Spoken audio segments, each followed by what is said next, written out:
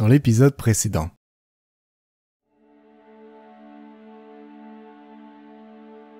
Après avoir quitté le port de Giramar, l'Intrépide 2 se dirige droit vers le sud. Les capitaines pirates et Vénus, toujours accompagnés de leur fidèle équipage avec lequel se tissent des liens de plus en plus forts, espèrent trouver l'île dont on leur a parlé. Celle-ci abriterait ce qu'ils convoitent tous, la clé permettant d'ouvrir le trésor de la cave.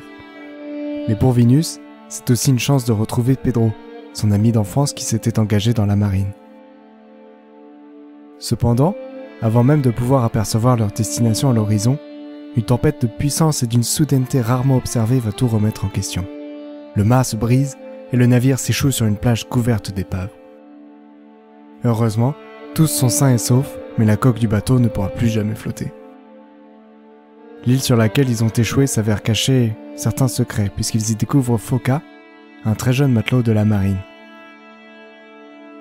Celui-ci leur indique que l'endroit où il se trouve est bien celui qu'ils cherchaient, mais qu'ils ne trouveront ni la clé d'un trésor, ni aucun espoir d'évasion.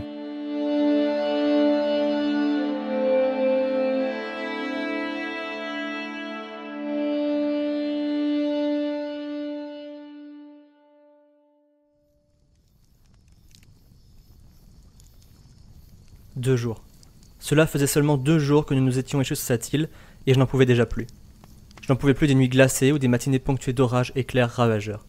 Je n'en pouvais plus des après-midi si secs et chauds qu'il était presque impossible de sortir plus de quelques minutes des quelques zones d'ombre qu'offraient les arbres, sous peine de prendre un coup de chaud. 2 simples jours, et je n'en pouvais déjà plus. Alors que Foka était là depuis plus d'1 mois et demi, et il n'avait pas l'air d'aller si mal. Ce petit semble avoir une résistance naturelle qui sort de l'ordinaire. Il nous avait raconté ce qui s'était passé. Comment il avait intégré la marine, à peine en avait-il eu l'âge légal. Du moins, c'est ce qu'il disait. Je soupçonne qu'il soit plus jeune qu'il veuille bien nous le faire croire. Il nous avait conté comment il s'était retrouvé sur cette mission, sa première, à l'autre bout du monde, ici aux Caraïbes, à la recherche d'un trésor de légende. Comment la marine avait décidé de suivre cet indice d'une clé qui ouvrirait le trésor de la cave. Comment ils se sont aussi retrouvés au beau milieu d'une tempête dont on ne peut ressortir indemne. Et enfin, comment ils avaient échoué sur cette île. Finalement, la marine aussi s'était fait avoir. Qui aurait pu croire que donner sa confiance à un homme mystérieux au fond d'une taverne pouvait s'avérer risqué. Mais heureusement, bientôt tout cela ne sera plus qu'un mauvais souvenir. Bientôt, l'enfer prendrait fin et nous allions pouvoir partir de cet endroit maudit. Il commençait à se faire tard. Le soleil était en train de se coucher, et dans quelques dizaines de minutes, 1 heure tout au plus, il ferait nuit.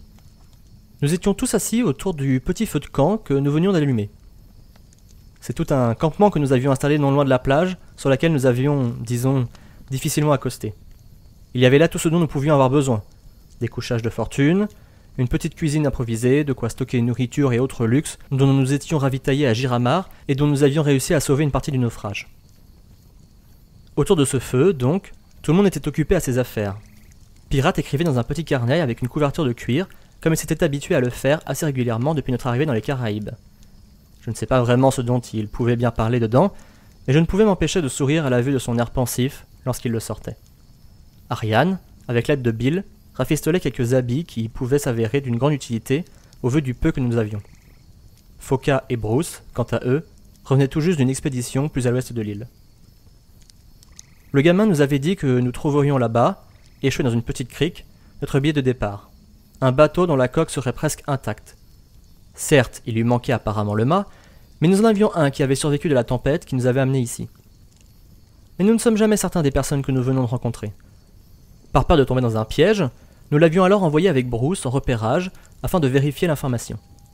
J'ai peut-être donné ma confiance trop vite par le passé, mais je ne fais pas 2 fois la même erreur. On peut tromper 100 fois 100 personnes... Non, on peut... Cependant, Foka avait l'air d'être une personne de confiance. Ces informations avaient été confirmées par Bruce, et je croyais son récit.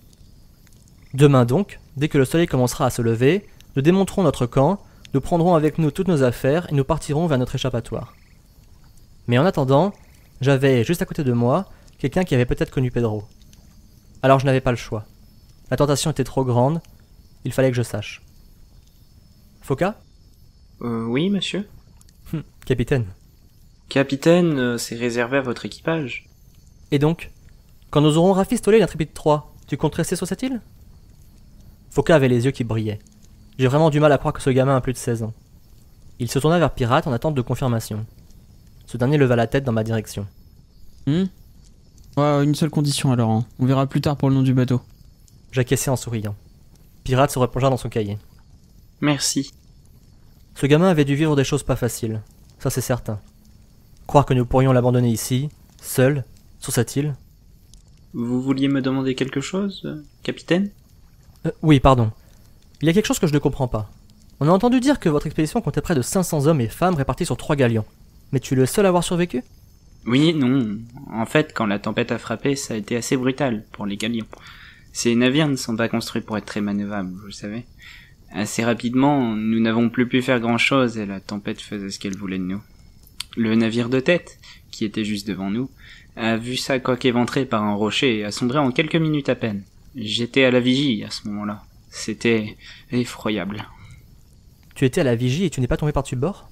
Non, j'ai eu beaucoup de chance. Dès que j'ai vu la tempête arriver, j'ai prévenu les lieutenants qui étaient sur le pont principal, et je me suis attaché avec des cordes au mât. Et donc le premier bateau a été envoyé par le fond au milieu de la tempête. Mais le tien, et l'autre, quelle heure est-il arrivé? Avec la puissance du vent et les immenses creux de vagues, certains ont été projetés à l'eau. Dans la panique, d'autres y ont sauté de leur plein gré. Quelques lieutenants pensaient mieux s'en sortir dans des bateaux plus petits, alors ils ont descendu les chaloupes et de nombreux matelots sont montés à bord. Je sais pas ce qu'ils sont devenus, mais je donne pas cher de leur âme. Finalement, la tempête était tellement forte que les 2 navires restants, presque laissés à l'abandon, ont lentement mais sûrement pris l'eau. Pour être honnête, je me souviens pas de tout et c'est probablement assez flou. J'ai perdu connaissance assez rapidement. Je me suis ensuite réveillé sur la même plage que vous. Seul? Non, on devait être une dizaine, je pense. 20 tout au plus. 20 sur 500. Mais attends, quand nous sommes arrivés, tu nous as dit être le seul sur cette île. Je l'étais, oui. Alors où sont passés tous les autres? Une fin d'après-midi, quelques jours après notre naufrage, une frégate est passée au loin. Les autres étaient complètement fous de joie. Ils ont alors allumé un grand feu que le navire a dû voir, puisqu'il s'est alors dirigé dans notre direction. Vous allez cependant me prendre pour un lâche, mais j'ai pris peur. Je suis parti me cacher derrière des arbres. De la frégate sont arrivés en chaloupe des pirates armés jusqu'aux dents. À leur tête, un homme et une femme. Je les ai vus discuter pendant un temps avec les marins qui m'avaient servi de collègues. Je sais pas exactement ce qu'ils sont dit, mais j'ai cru comprendre que c'était à propos du trésor de la cave. Au bout de quelques minutes, les marins sont montés à bord et la frégate est repartie. C'est ainsi que je me suis retrouvé seul sur l'île. Je vois. Est-ce que parmi les survivants, il y avait un dénommé Pedro?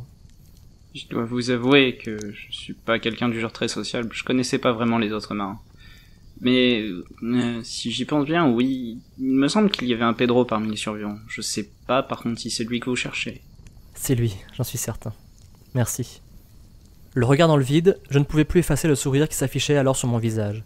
Je ne pouvais plus m'enlever de la tête que je me rapprochais de plus en plus de Pedro, et je ne pouvais alors pas voir le regard soupçonneux et inquiet que me jetait Pirate.